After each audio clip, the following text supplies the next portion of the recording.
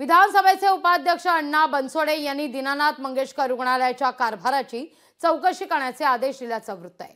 घडलेला प्रकार अत्यंत गंभीर आहे। यापुढे कोणत्याही रुग्णालयानं रुग्णांची पैशाकरता अडवणूक करू नये अशा सूचनाही देण्यात आल्याची माहिती आहे।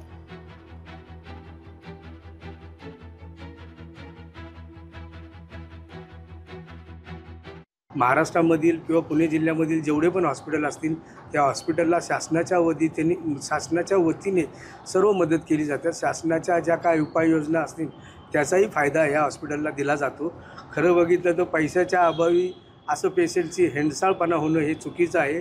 मी धर्मादाय आयुक्तांना ह्या हॉस्पिटल पुणे जिल्ह्यातील हॉस्पिटल आणि महाराष्ट्रातील सर्व हॉस्पिटलच्या चौकशी करून त्यांचा अहवाल सादर करावा अशा सूचना दिलेल्या आहेत। लोकशाही मराठी ऐका, पहा, जागरूक रहा।